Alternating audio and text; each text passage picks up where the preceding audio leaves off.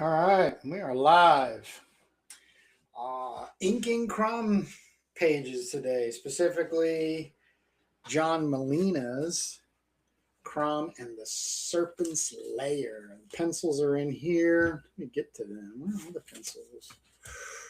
There we go. So the pencils are in CROM Anthology number 2's mock-up, which is still available. We have sold 11, so super happy about that, but it means we can keep selling more. So if you haven't gotten a copy, feel free to go over to CromBarbarian.com and grab a copy. But today I'm just going to be hanging out, chilling, and inking. I have gotten into, I'm out page 12, which is 4 of this part of the story.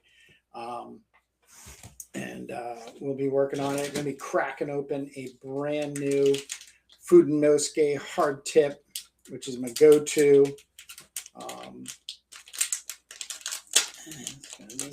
And then showing off some other stuff, talking about CROM, my inking techniques in general. And then specifically, I want to talk about a little later what I still refer to as a Maramanga, since John Molina's style is a Maramanga in the way it comes across, which is completely amazing and it's very exciting.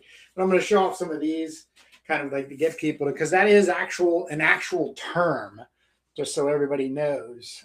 It's not something I've made up. In the 80s, late 80s specifically, Macross was the big one that brought in the Maramanga movement.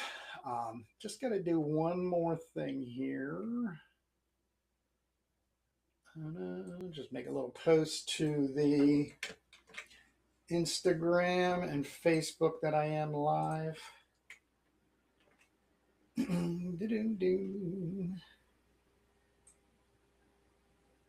So forgive me. There will be a lot of pauses because I'll be concentrating on my work.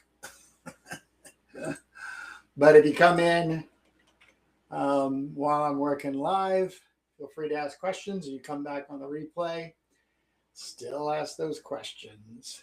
And this is so goofy.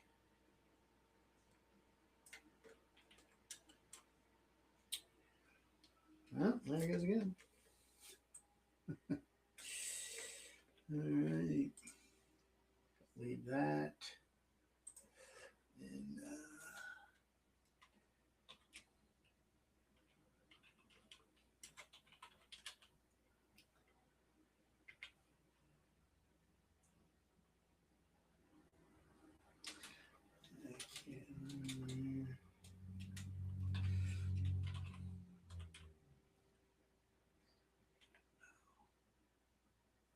there we go. All right, we are good. Oop, I'm going to get my little graphic here.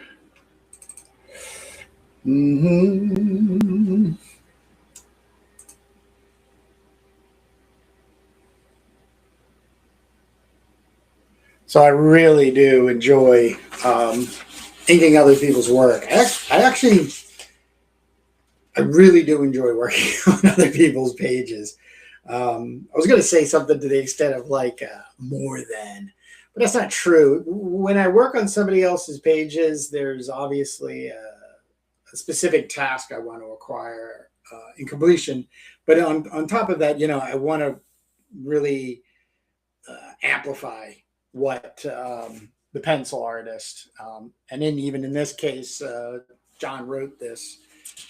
So, really giving that, an amplification. But when I ink my own stuff, it's very exploratory. I'm always kind of trying things out and stuff like that. But I am doing that here too. Let's just show off these pages where I'm at right now. Now, the biggest thing, if you haven't heard me talk about like a dozen times already, there's a good split. So this is a page I just put together with the screens, like I call that like a 30 or 40% screen, zip tone ish. Um, but also the lettering, because I do the hand lettering on the page as well and stuff. So really have a good time doing this, and going to get into these pages. But right now here, this page 10, so let's see something real quick. Perfect. And oh boy, we got 3 people hanging. Bad Merc, thank you. So you kind of see, I got page 10, 11 started, as well as 12 and 13. And I want to keep moving on, just, getting them up and moving. So I got to grab some. What are we on? 15. On my computer, I have. What do we got? No, that's not what we got. Yep. All right. Cool.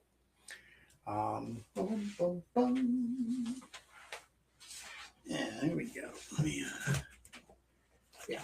All right. We'll keep this over here, and then I'm gonna just usually work downstairs in the area I have set up. Bigger table, but today I just wanted to go live and do some inking. So I know in the past I've done a lot of like updates, which right now everything's going very well. If you are not familiar with CROM Anthology, number 2 is in the works. Pages are getting done, being sent in, and I'm super excited. The deadline is the end of this month, April 30th, 2026. But for the most part, I wanted to just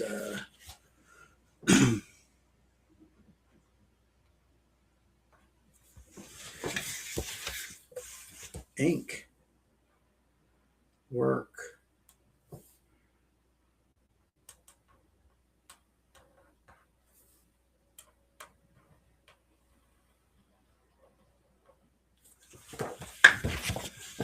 So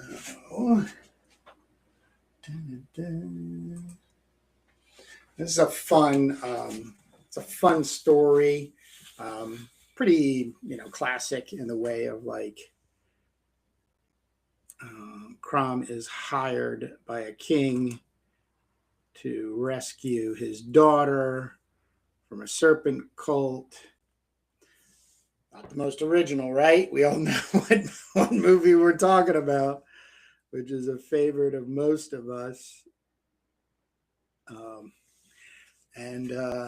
Yeah, I love the story a lot. So there's it's very similar to Conan the Barbarian with Arnold Schwarzenegger, King Osric. There comes a time when the jewels cease to sparkle and all there is the love of a father for his child. Something like that. Max von Sydow.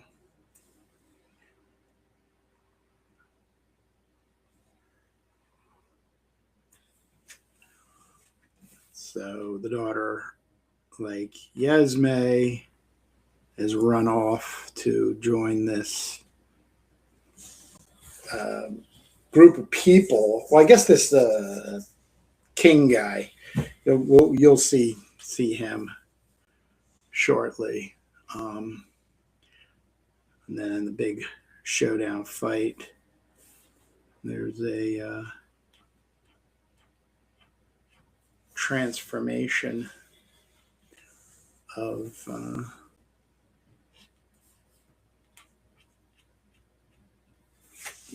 Malka. Malka is the young girl that's run away. And CROM's got to get her. bring her back. But she don't want to go. She wants to stay with her beloved. The beloved's name. Let me grab that here. What is the beloved's name?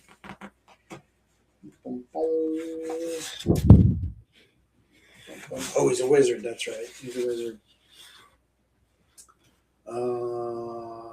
We don't have a name.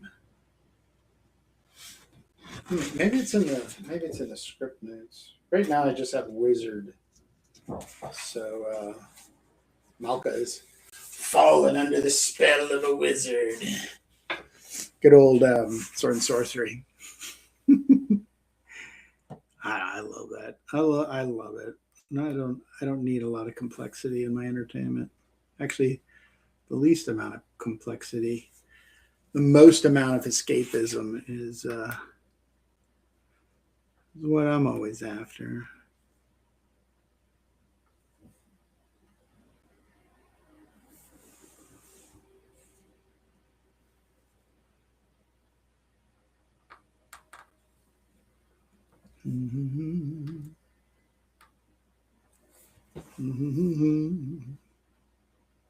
So as I said, this is a Fudinosuke hard tip. I buy these by the dozen. Love these. They're primarily what I start using first. And then this bowl right here. This is like everybody else is in here. This is only like maybe 80% of the pens that I have. You know, looking to use them for different types of, mainly texture, tone as well.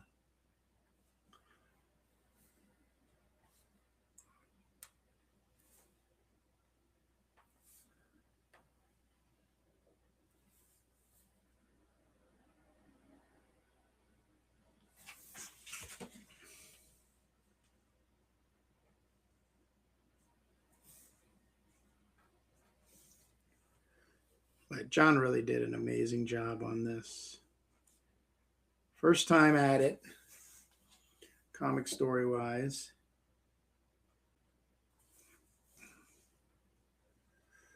And so well done. Like I said, it's so much in the style of mid to late 80s manga, which is, it's just Americans that were so taken by Japanese anime, specifically like Macross, and they just sort of aped the the style, the appearance, the big eyes, just a lot of really cool things. As I said, a little later, I'm going to show off some of the manga comics that I was buying, because that's the thing. I start collecting comics or buying comics. Collecting is such a broad term. I never saw it as collecting comics when I was in my forming teen years. It was, I got to get my hands on some comics. I just love them.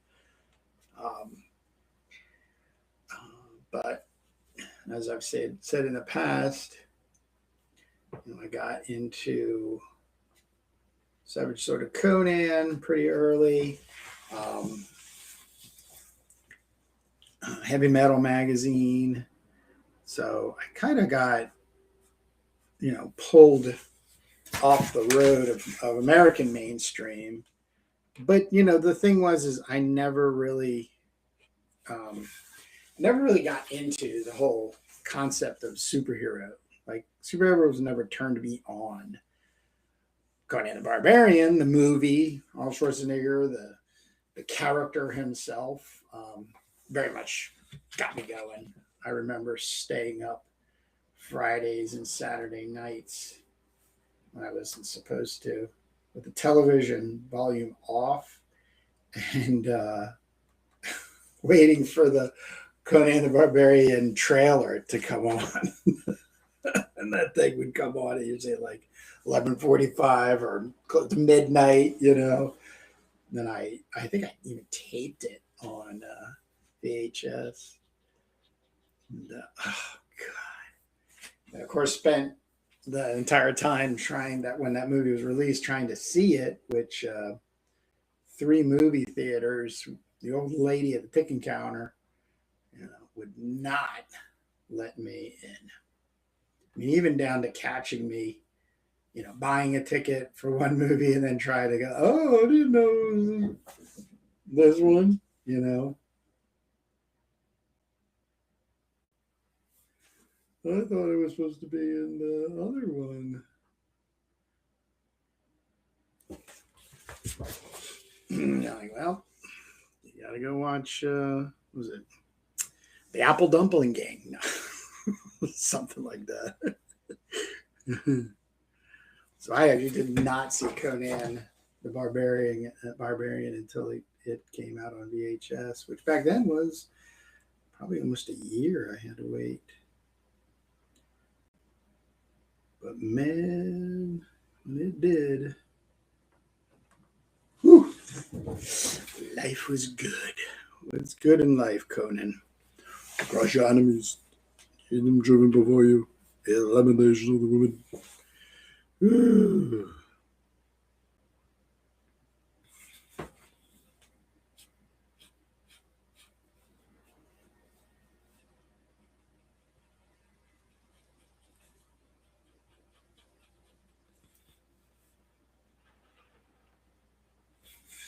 The other thing I love about John's CROM story is it's a technology base. What the heck? I'm trying to find. Oh, it's right here in front of me. All right. It's like a technological kind of maybe post-apocalyptic or something. I just love it. So like they come to this compound.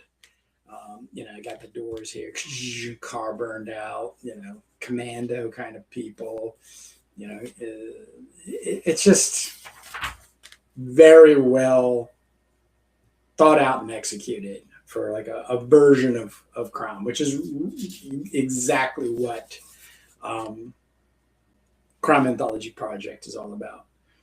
It's about a public domain character that I claim no ownership of. Warlands by Pat Lee was one of the first American style comics that had decent art. I'm not familiar with that. Let me just hit the browser. Let me do a little search. Warlands. Pat Lee comic. Right? That's what he said. Oh wow. Yeah, this is pretty cool. This reminds me of Battle Chasers. Joe Mad Battle Chasers. Wow, I'll have to really check this out. Wow, this is really cool. Thanks for the suggestion.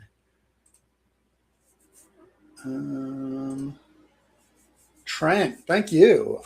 So Warlands by Pat Lee. I'm gonna definitely check that down. But the whole idea is to really just play with this public domain character, and you know, I'm not the only one, you know, at this, obviously, but and I didn't like quote unquote start this whole movement or whatever you want to call it, but I'm definitely encouraging it, and there's some just great stuff out there, and it keeps me entertained, and most importantly, you know, I feel that like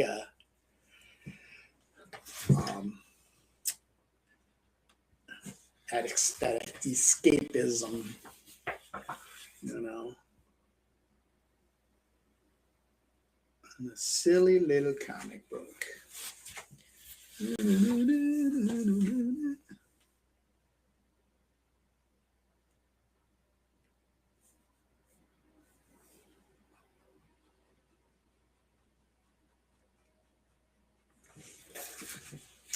Yeah, sadly, this was before trade paperbacks were popular, so mostly you got to just find it in floppies. All right, yeah, so we're probably like late. So I can't get like a date here. I'm thinking like late 90s.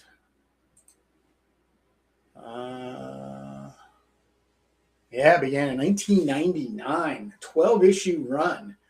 That's pretty cool. Warlands, the Banished Knight, and Warlands, the Age of Ice. Nice. It's really good. Like I said, thank you for the suggestion, Trent. I really dig that. Hunt them down.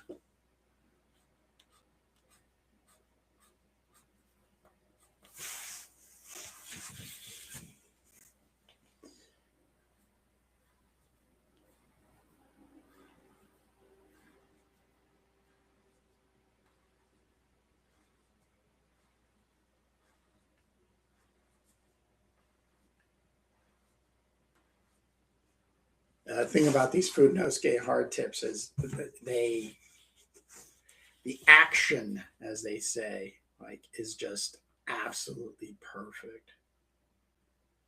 It really performs the way like I use like a nib. I've used nibs in the past, and now I don't have to go over and reload and then bring it over. It's all right here in the pen till it like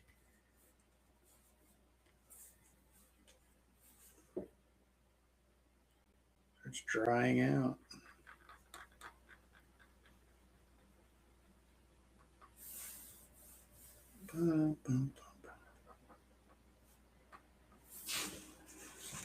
Yeah, like I said, that Warlands reminds me of that Joe Madureira Battle Chasers, which in recent years I found just how influenced he was by Bastard, Berserk. Like you can see the thing, but then he gets into gaming. You know, all the illustration. Yeah, I love those Fudenosuke pens, but I have to be mindful because I know I'm the same way, Trent. I'm the same way. I'm a very heavy-handed technician.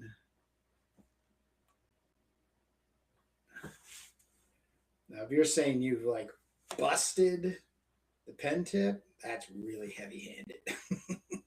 I haven't snapped one of the tips yet, but I am heavy-handed.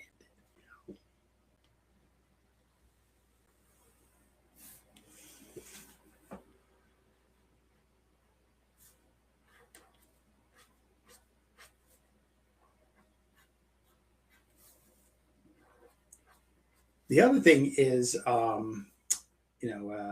school and Saturday cartoons, and having the opportunity to watch, for me was Star Blazers and Battle of the Planets and Speed Racer. Oh gosh, everybody knows. I mean that too was very, image influencing.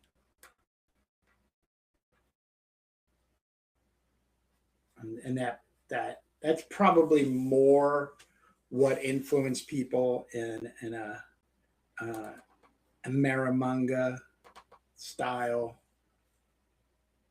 comic book making. Because I started buying manga, I think I was about 16 or 17 years old, and there was a guy who would go to Japan like 2 or 3 times a year and then come back with like 5 suitcases full of manga. and he sold them reasonably cheap. Like this was the literal first official manga I bought. That's right, Lone Wolf and Cub, Tokuban #1. Of course, you know, I think I got this for $20. I don't think it wasn't more than $20. And what's this, like 500 pages? I mean, that's what it was. Yeah, it was samurai. You know, the Japanese part, like the manga part of it, that wasn't like a priority. It was samurai ninjas, black and white comic books, and as much of it you can get for as little money as you could spend. Just being a cheapo. But yeah, I got this, and then in Japan this was 880 yen, which probably came to close to $8 American. But what year is this?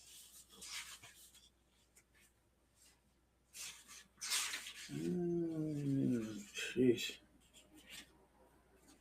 Huh. This has gotten, I have got, here we go. Yeah.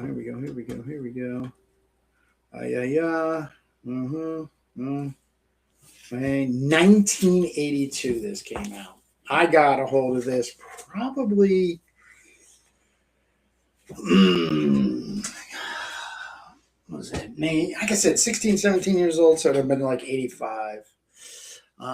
Those were Lone Wolf, the Luck Edition, Dark Horse. Look great. Yeah. I mean, they're, once again, manga is king. We're getting all these reprints. I got my eyes on the Berserk artist editions, or just those larger ones, because I have been struggling with the size of the Tokubans. You know, when they really, because I got the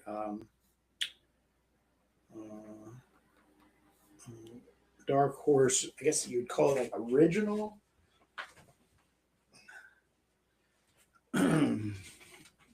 So here's a #1. This is way too small. It's way too small. It kills me. It drives me crazy. It's way too small. I need it bigger. Like I just got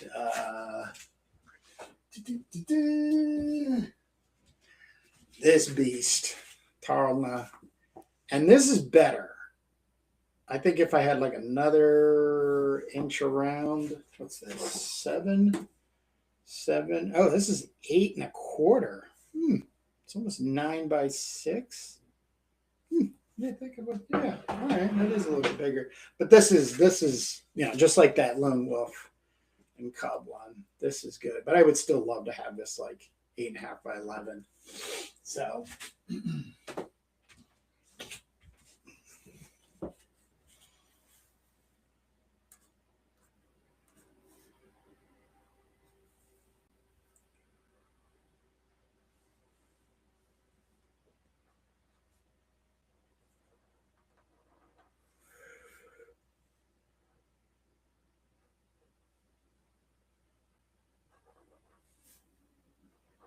Yeah, I'm going to get into that Tarlna, which is it's a 1990 Tokuban. So in the 80s it came out, and it's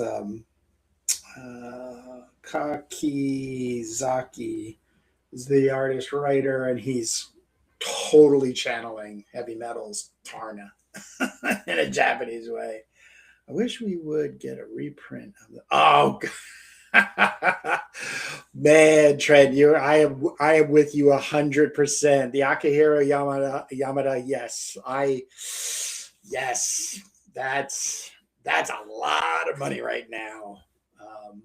That Tarlna I got stateside. It's been like 2 years hunting down, but it was still a pretty penny. And luckily for me, I had not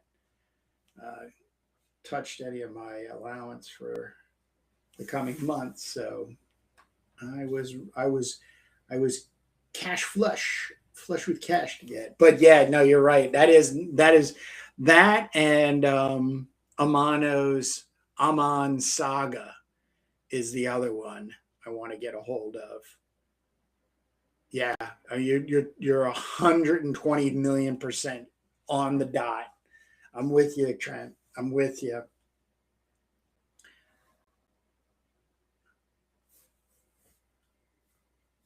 I've even started playing around with the idea, doing trying to figure out, getting to get some connections to find um,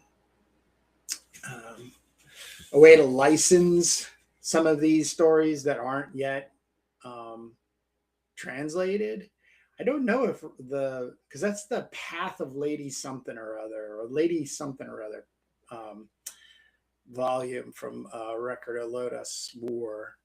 But because, AI and everything and technology, it would be pretty easy to get a decent translation, English translation.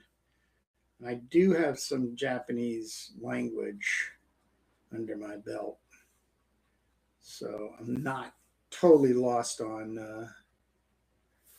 the way language is used. But there would be oh man, I wish you hadn't brought that up. It's really thrown me off. Oh man, because I really want that. Let me find the name of that so everybody else knows what we're talking about. Record. There we go. Lady Forest. There we go. Let me grab this. I think this is volume 2.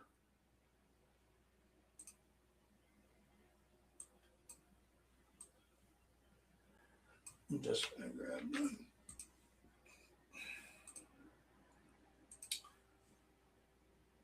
Yep. Yeah, you got it. I managed to snag a Spanish edition. So at least, yeah, I actually got some stuff from France, as a matter of fact. Black Box. I've been tracking them because they were supposed to do a translation for Tarna, and it just hasn't happened yet. So.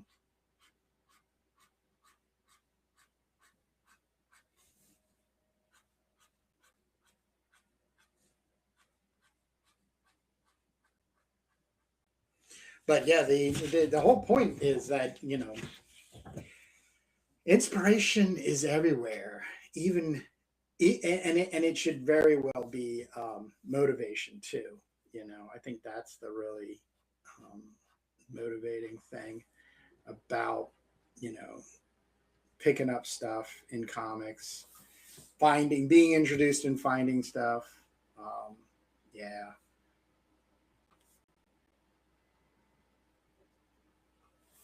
And there is plenty out there. As long as it doesn't, kind of like spin you off the path if you're making your own comic. I say, yeah, give me more.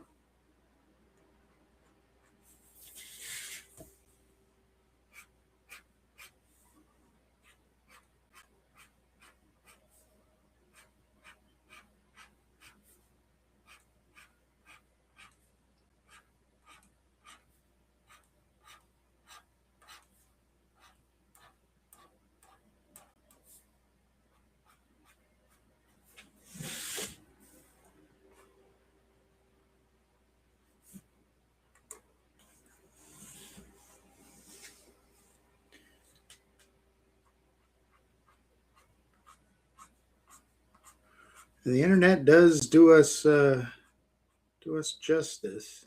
I think the patience part is the toughest part. You gotta wait for something to happen. Mainly like with eBay and waiting for somebody to dump their copy of whatever it is you're looking for on eBay, and then still waiting for it to come into some sort of reasonable cost, cost effectiveness. But if it's already stateside, you know, you're not paying $30 in shipping.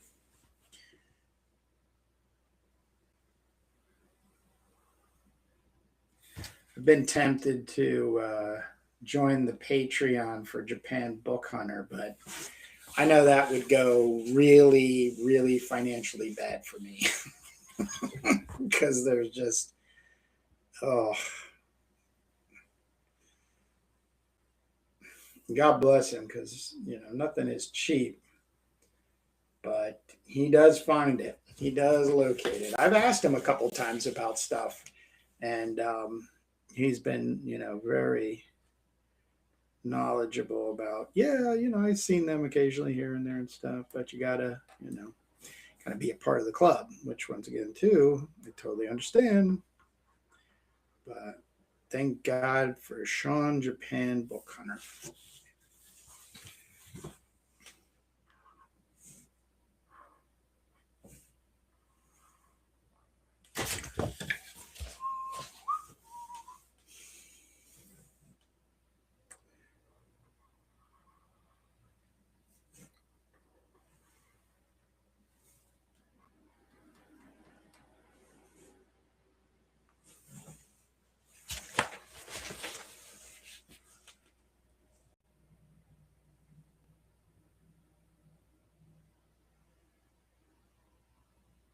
Yeah, Akihiro Yamada. He's a more of a illustrator for the RPGs. I found out, um, which is cool. Who would have known Dungeons and Dragons would have been so much more exciting in Japan?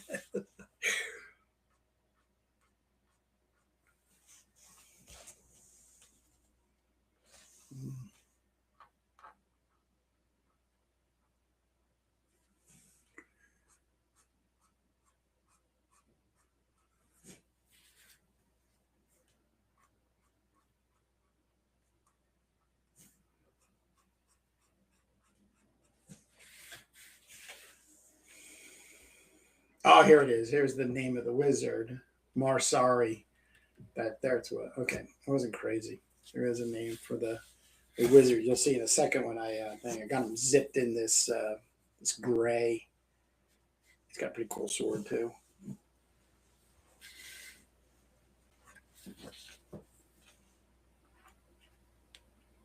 Yeah, I keep asking. I'm looking for more and more old and maybe contemporary manga.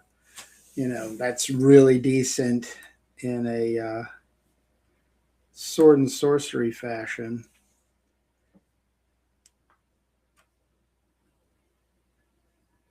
I got into Legend of Lemnir. What else have I gotten into? Bastard. That was the other one. I think Bastard's really good. Like, it's scary, really good.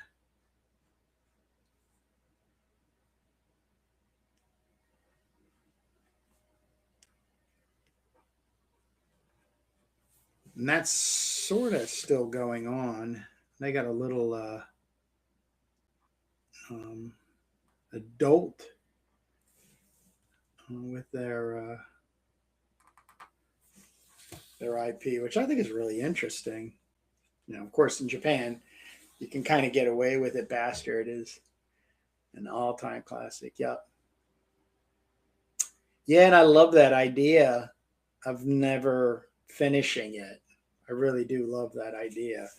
Um, I know it must kind of irk or tweak people, in the wrong way, but I don't know. It's just something about, or just as a creative person, you know, being respectful to your own craft and, just letting it happen, you know.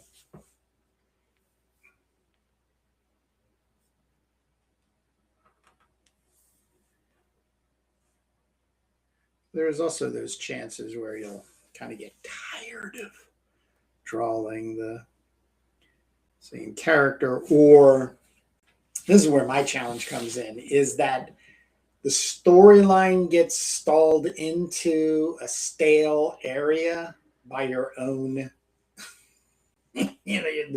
just the way you kind of write yourself into a corner and stuff, and you might just be a little, exhausted, and so kind of, oh, maybe I could do something else, or trying to think of how to get them out of the corner, maybe ends up bringing another idea up, and like, oh man, I really like to work on. That's what happens to me a lot.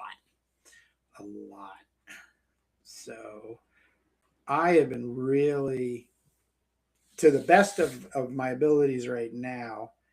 I don't know how well I'm doing, but the whole short story, like really trying to lean more into, if I have a big idea, I immediately start like shaping it down into a short story, like a smaller story, or compartmentalize it. That's the one thing. I think one of the bad habits a lot of us get into in comics and doing our own stories is the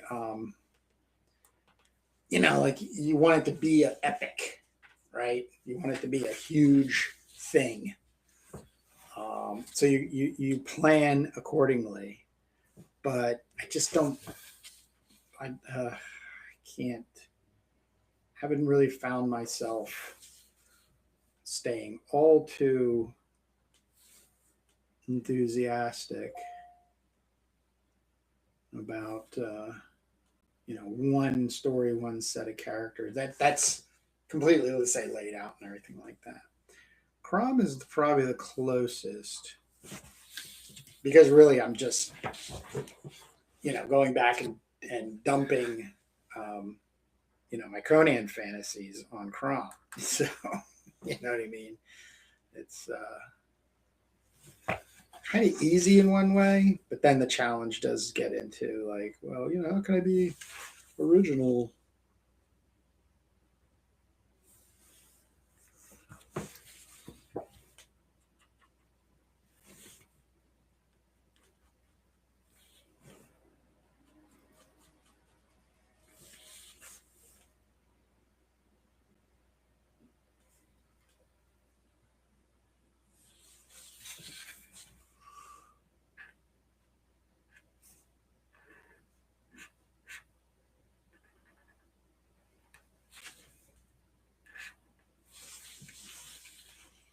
But I have definitely fallen for manga more than I had in the past.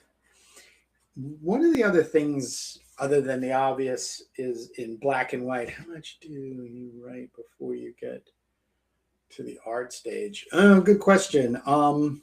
It's pretty well thought out. I do leave myself enough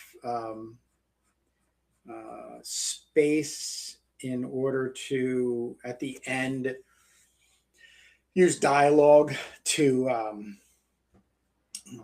hammer off edges and stuff. And I have no problem in like cutting out panels and making new ones and stuff. I mean, it's not that drastic all the time, but as I said, if I'm going to deal with an 8-pager or a 9-pager, from one viewpoint, it's a light load, but from the other viewpoint, making 8 to 9 pages of a comic book, it's a lot of work. And so being just respectful of that, I'm finding myself in a better mode. And like I said, I keep myself away from going too hard into lore and world building and stuff like that. So it's a light touch. It's a light touch.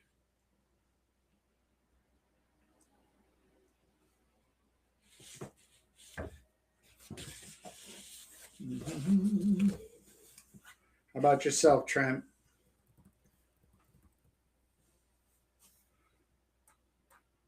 Share some process.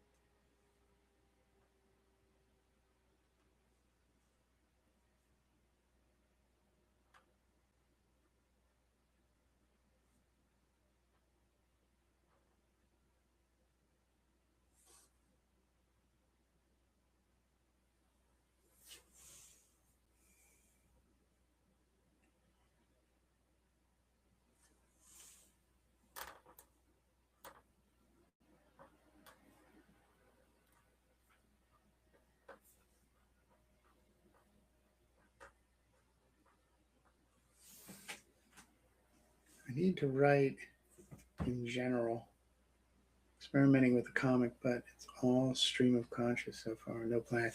Love the stream of conscious stuff. I've got a little secret project, or the something I pull out and keep close.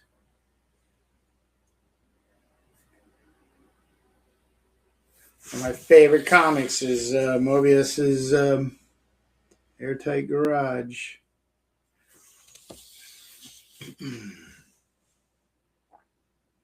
Still blows my mind.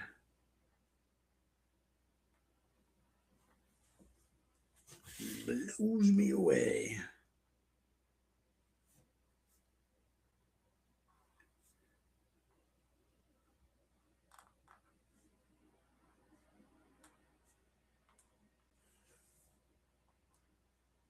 What's the genre for the stream of conscious story you're working on? Or theme? How about that? What's the theme? Sci-fi, fantasy, surrealism.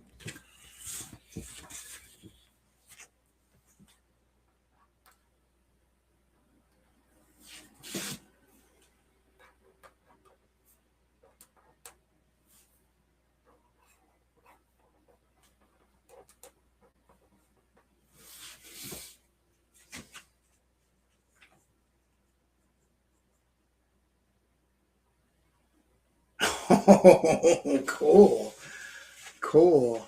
Yeah, Jamie Barrows wrote and drew 11-pager for, matter of fact, let me share. It's called Barbarians in the Pit. And man, is he going full on.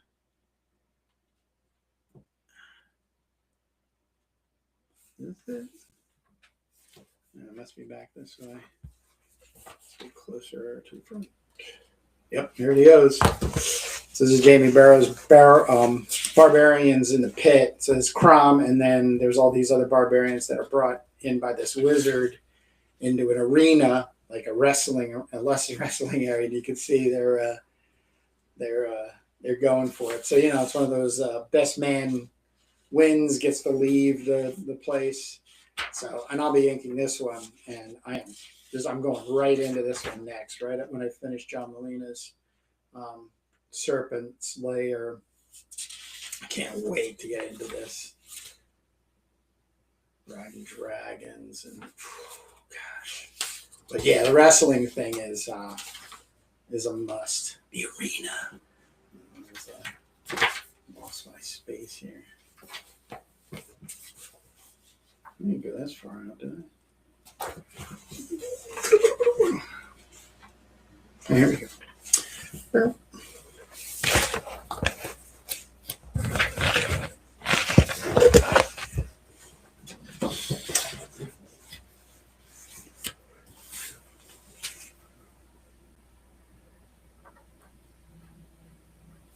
yeah, but there's something. If you're not, my opinion, if you're not for the entire book, no, I'm not. I'm inking think 5 stories and 3 illustration, like 3 prose will be illustrated, 1 illustration or multiple. But it has crossed my mind. It might be something in the future where, once I have some trust and, some people down with it, it might be interesting if I just inked an entire CROM anthology. Now, 200 pages. It wouldn't be like a month-to-month kind of thing, but it would definitely be kind of interesting. I actually enjoy inking the most in the process.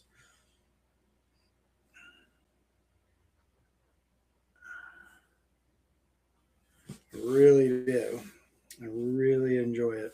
Like if I could get a job in comics, it would be as an inker. But I would like to have some leeway. Like I just don't want to be pigeoned into a hole of like like Scott Williams back in the day.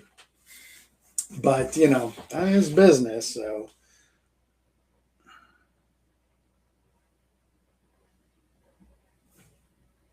I'm sure somebody would come along and say, "Oh, I really like the way you ink, Kurt." I'd be like, "Well, what have you seen that I inked?"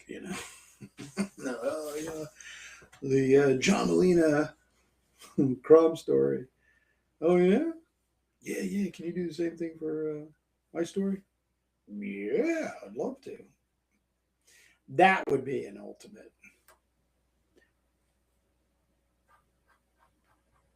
job as we're talking here.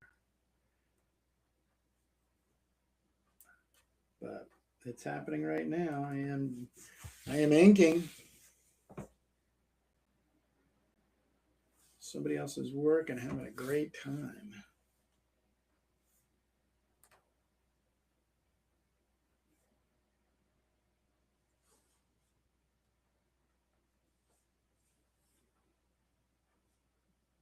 Like John's character design. He puts the 2 back pocket, like the slashes in the back on the CROM. So I think that's pretty cool.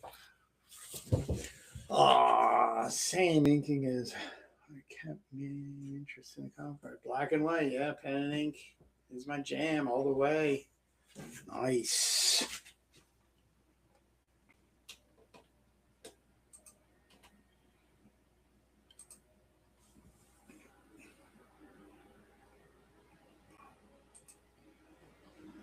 Well, if you want to send something my way, just to have me take a look at, you can email me at Kurt at cromthebarbarian.com. And I'd love to see what you're working on or your work in general, because I have a feeling we have some similar tastes. Especially when you drop that record of Lotus War.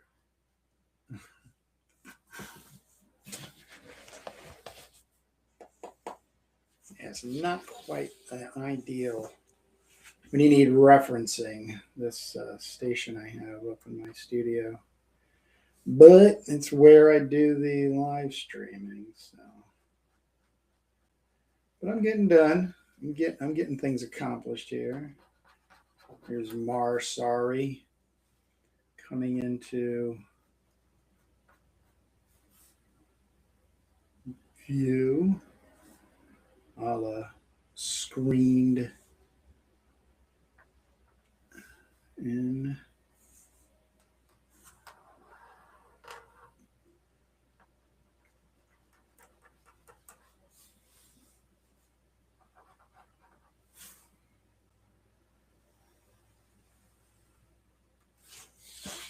Yeah, I'm making some good headway here. Yeah, I'm working on the same thing. The other thing I've been finding intriguing about manga is the real big difference is the storytelling stylistically, um, being more in feeling. So the action of, the action of said what's going on. There's so much feeling impact. Now, Berserk is, definitely, an odd man out because it's so close to a Western approach style wise, with the hatching and stuff, and that's obviously intentional. But when things start really rolling in the story, I just find there's a lot more impact and feeling, with manga, right now, contemporary wise, than I've been seeing in contemporary American comics. Unless they're like an indie book and the artist is conscious of incorporating, manga. So, who am I to poo-poo that? Because we all want a stronger feeling in our work.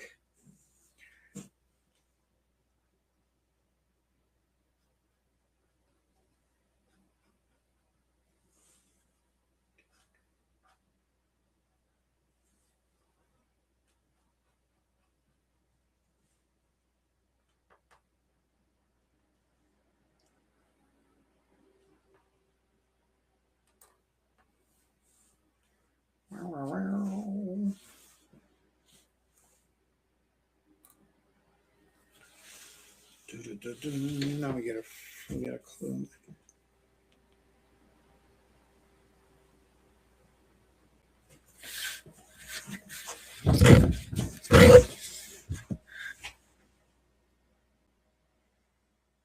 But style is a tough thing.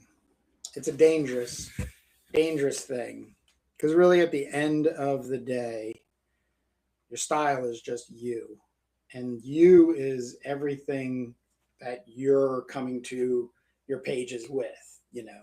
Your attitude, your mental health, the ideas you're pulling from, the references. That all of this is encapsulating how you're going to make the approach on the page, and therefore assign the style. Where somebody's like, oh, that's a Kurt Bruegel jam. I get that, man. I dig it. And I think that's ultimately what we want to see. I know I want to see more of is, how with all of the tools and inspiration and the time spent and the encouragement and the feeling and all those things that get brewed up, what ultimately ends up being produced. And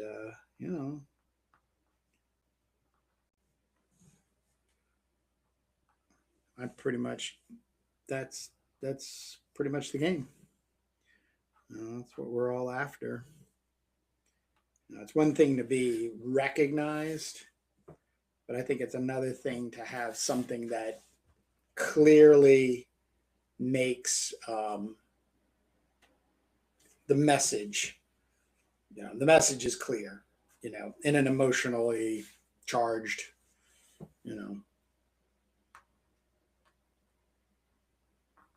comic book.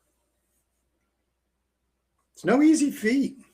I think it's very laughable when people, definitely on the outside of comics, like, oh, comic books, oh, what silly little character are you working on? The only thing I would know, Disney, Spider-Man, it's not that easy. But if you're up for a challenge, this is the place.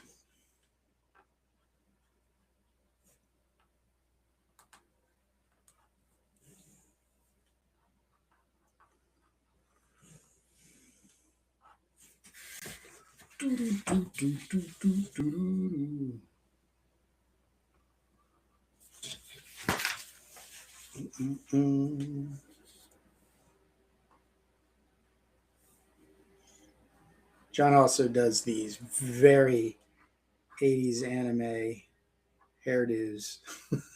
I love.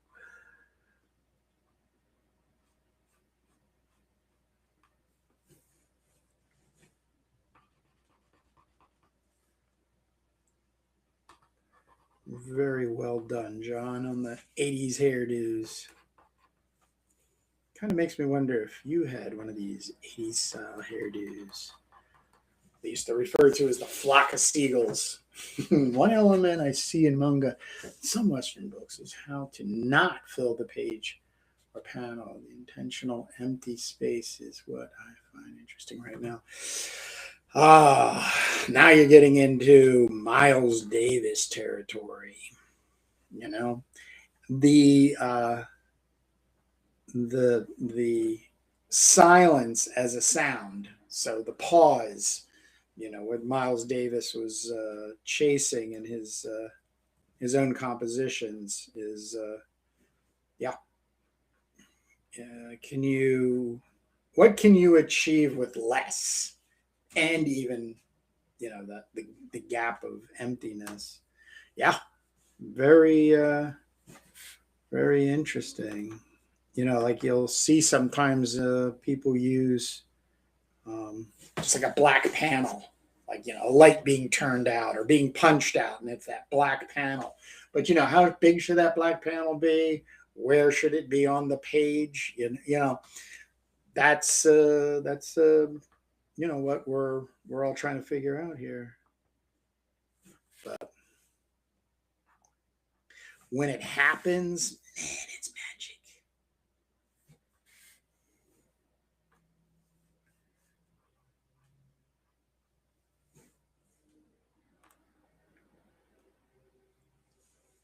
Magic.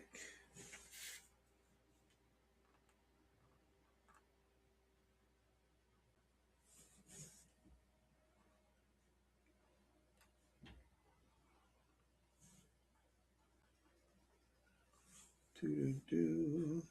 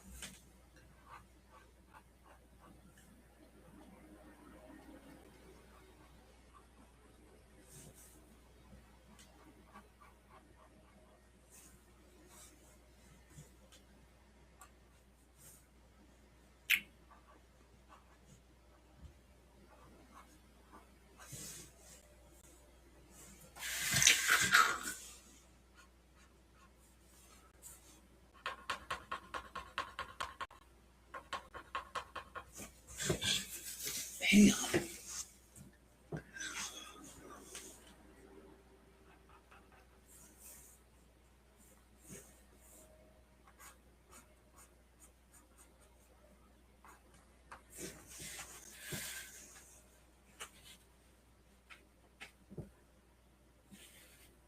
All right. Lay out this panel, and then I'm going to share some of my Marimunga books. I had to repurchase.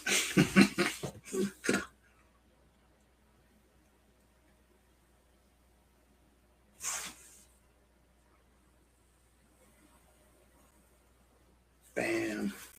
So this was a new thing. I took this entire square, cut out the screen in Photoshop. Then I put a circle in there and um, basically cut it, but it fades. And yeah, it's pretty cool. Oh, I lost the text there, so I'll have to figure out what was being said. I think it's Stand By Me.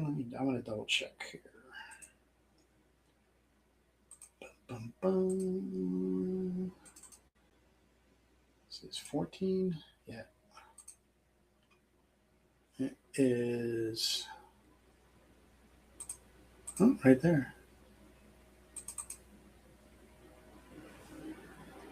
Oh, that went white. The girl stays. That's what it says. The girl stays. All right.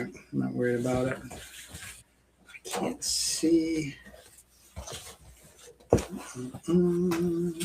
right.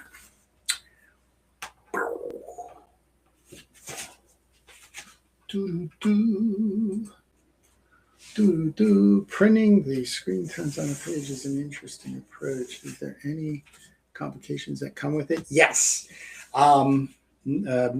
Forgetting. Either forgetting, I like the misregistration. So when it's a small misregistration, I'm fine with that. But yeah, I do run into areas where when I scan then the final page, when I jump into Photoshop, I'll have to cut a little piece and fill it in there digitally. So it won't be on the original quote unquote work of art. But we're talking spaces in like armpits and stuff like that, and not even that big usually. It's just something that is noticeable. But for the most part, I remember spending lots of money and time and Zipatone, nearly driving myself crazy. But I love the feel of it. So I'm really getting into it. But there's some planning I have to have.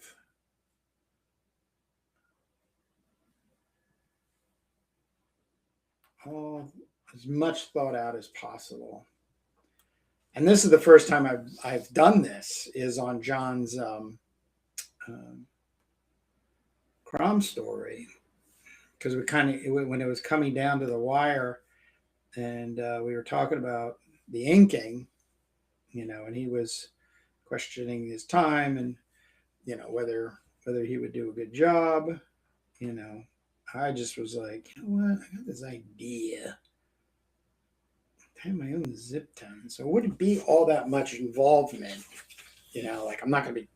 I do come through with my high tech C. Was it high? Yeah, 0.5. That comes in towards the end, just to kind of mold, shape some of the elements, people. But for the most point, it's the Zipatone, my Fudenosuke hard tip, and yeah, zip. Oops. But I can't believe there isn't more companies masking them. I guess with Photoshop, it becomes more niche to do it by hand. I guess.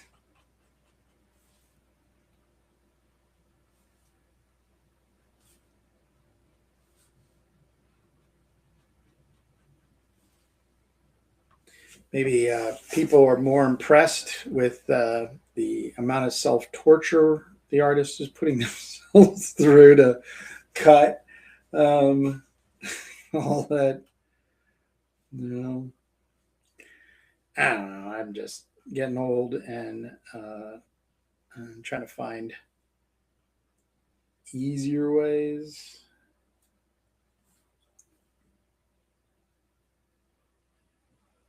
Different ways. It's probably more easy than anything.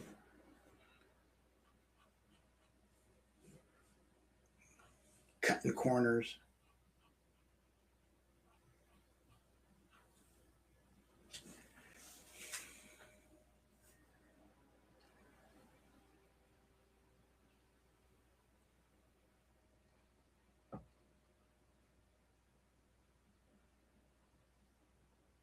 Gotta love it when a wizard wields a sword. Gotta love it.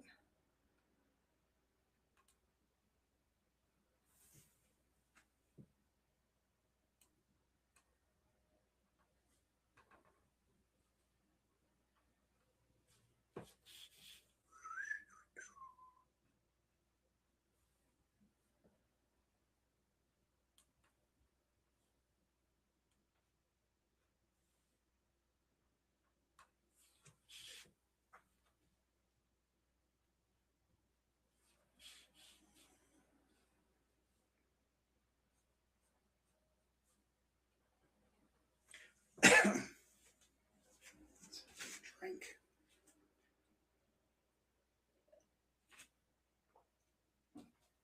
I've seen the stamps too. Like you can make stamps. I actually before I had this idea. I was looking out there for it, but it's still saying of like having ink,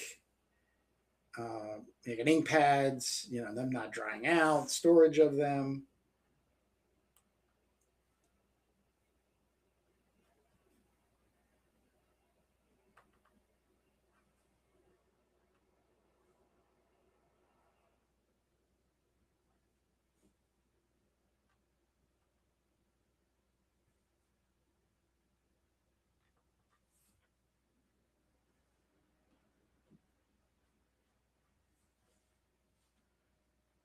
But there is a way.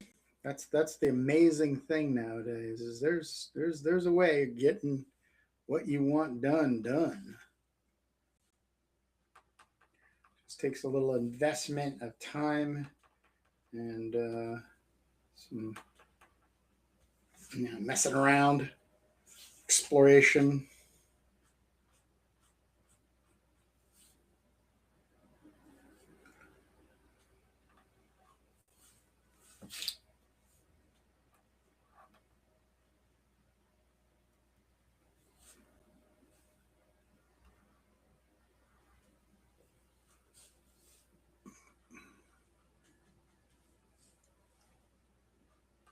That can be also a trap, right? Like a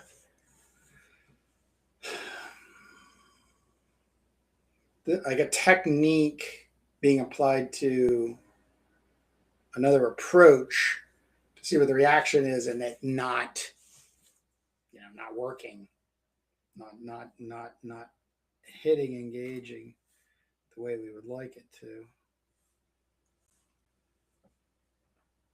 That's always the chance.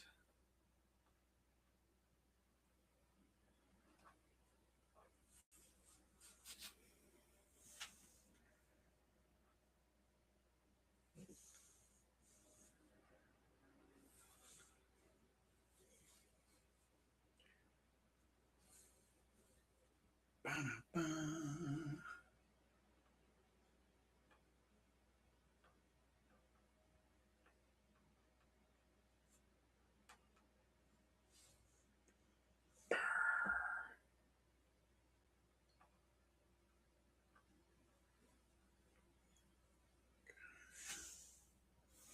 This guy's got a Speedo on. You gotta love a wizard that wields a sword and wears a Speedo.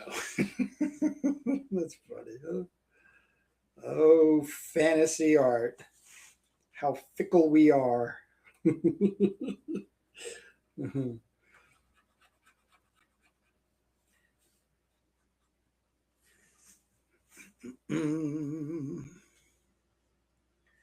All right. Well, I'm happy to say I've got page 14 laid out with my Fudenosuke hard tip. Bing! Yeah, no, good point, Trent. That is a John Carter Man of Mars. I was just thinking, I didn't come up with the John, but I was trying to think to myself, like, who out there sported the Speedo in fantasy? It's when he's done in comics, but in the books he was butt naked on Mars. He was running around out there. But that is a decent day's work right here. At least a page worth of work. Once I have this completed, or I've hit the page this way, things will start sinking in. I'll start realizing, like, oh, I might have to do this. So nothing stops doing a little bit of whiteout or putting more information here. Yeah, it's putting more information in, taking information out. It's just a part of the process, which I love. So, but I want to show off some of the Maramanga, or what I have come to understand or consider to be American manga.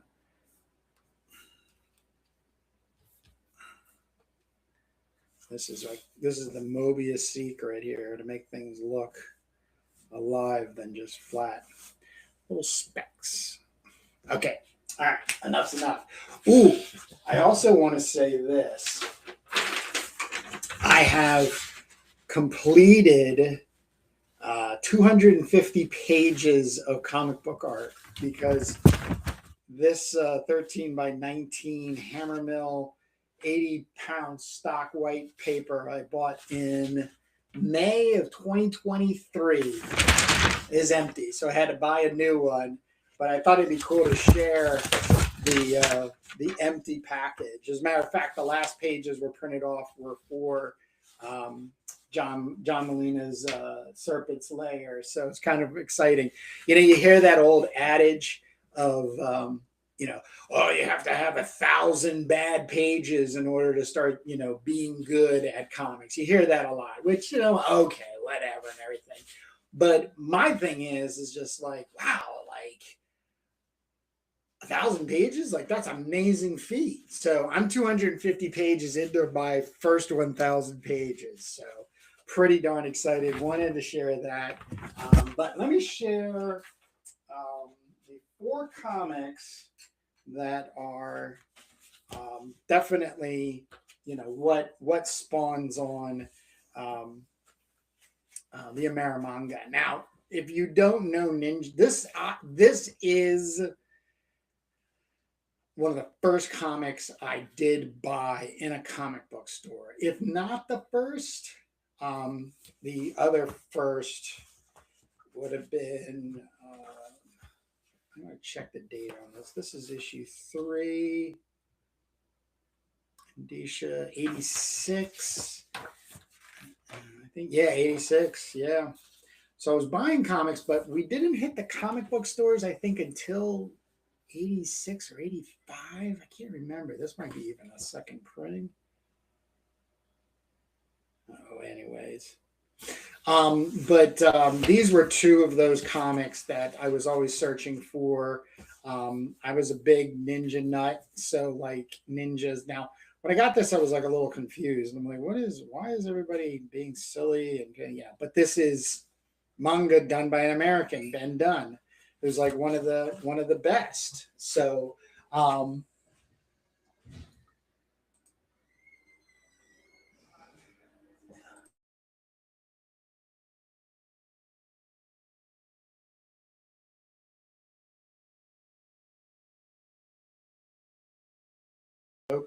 All right. Yeah, sorry about that. So, but this is where it starts. This is like, I think, home base. I remember like using this, the plus signs, 4 plus signs in for the smile. Like, I just remember a lot of these, like, just little tricks, things that you could use in cartooning, Japanese styling, in order to get your point across. But I think one of the things that comes across in American doing a manga style is the balance of, like, black line and shape on pages, and then the black spotting, and then the gray values. You got like a zip-a-tone screen there, and zip-a-tone screen here. This is probably even a zip-a-tone screen for like Earth and clouds, and there was just different approaches. But Ben Dunn, I'm still following him. He does his little thing, is yammering on YouTube, a wealth of knowledge and information that God bless him. He's still putting out great books, and just being a tour de force. Samurai was another book I was always looking forward to. Bruce Lee, but this was just knocked me completely out of the park. And honestly, when I got locked into these comics, and then friends of mine would be like, "Why do you waste your money on black and white comics? I mean, for the same amount of money, or actually cheaper, because these were usually a little more expensive. Why would you? I'm not seeing this in the Avengers or Teen Titans or X-Men or Spider-Man. I'm not seeing ninjas and samurais, though it did happen for Daredevil and Elektra and the Hand and all that. That was a great run that I did get into. Great, like that kind of like zip screen right there. Delicious. And then another Ben Dunn. This is a Bushido, but once again, same, with the big eyes, the very exaggerated expressions and stuff. That then you have these like little symbols that you can kind of keep mapping through. But like, that's a really gorgeous page. It's great. Here's a photograph probably of Hiroshima or Nagasaki. It's Xeroxed out and then cut on top. That's pretty darn cool. Like that kind of effect. It's really wild. But this is manga being made in America. This is the interpretation of manga, and of course ninjas, samurais, can't beat it. But this was the book. I've had the pleasure of meeting Neil Volks a couple of times. He's the artist on this. This was made just across the river from me in New Jersey, Marlton, Cherry Hill area, from a comic book shop. I forget the name of the comic. Oh, wait, I have the comic here. Don't die. Yep. So Comic Zone. Yeah. When I had my driver's license, and but these guys were making some amazing comic books. What was it? Latex and no, it was two girls. So it was anyhow. But you could see the influences getting in there. This is a 92. Woo. Yeah, I was actually trying to get work with them, and then they closed down. But this was hands down one of my go-to favorite comics, and as an Amerimanga style, it just really still resonates with me.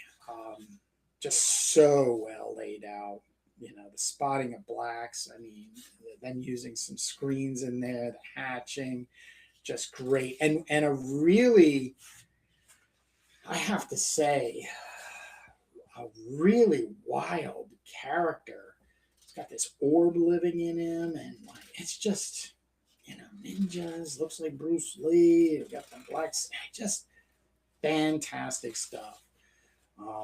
So yeah, still love Eagle.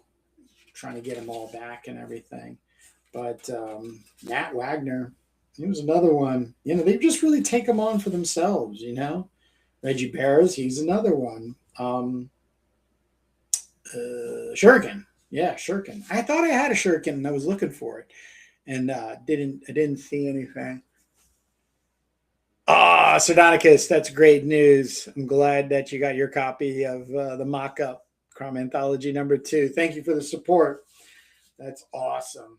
Yeah, it's good. Some good reads in there. That CROM Anthology, that CROM in the Green Doom. That's a first draft, so that's real rough. You'll be able to read that, and then be able to get when you get the real deal. I'll have that all hammered out. But yeah, it just really amazing. Once again, there's something with the eyes and the face and the little V for the nose and the line and the little short line. These are just little ways of indicating to people what needs to be said / expressed. And as I was going through with Trent, which I have to thank, being with me pretty much for the entire time here.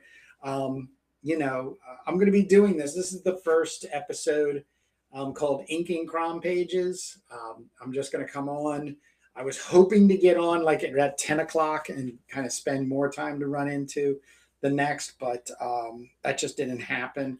This is my Friday, by the way. My wife just got home, so we're heading to get some lunch and everything. But and then get the weekend, Wednesday, Thursday. But this is good. We're going to be sharing more and more of this kind of stuff. And please, down in the comments, like I said, Trent, you did some great suggestions there in the comments. Hopefully I was able to say things out loud and everything for that. But, on the replay, if you're coming through, go ahead and throw things in the comments. Anything that you think is an amazing melding of the American, Marvel DC comics and the Japanese animation or manga styling going through there. So, but other than that, I'm going to try to shoot for Friday or Saturday this week and jump on. And like I said, try to get my butt in gear and get on early so we can stay a little bit longer. But as I said, thank you so much for joining me. If you made it this far in the replay, thank you. But as Sardonicus has just said, he got his copy. He's one of the 11 that supported the mock-up. For print, this is just 256 pages of everything that was submitted. And by the way, I have to say, I made a mistake. I do have another story that has been submitted, and it got lost in the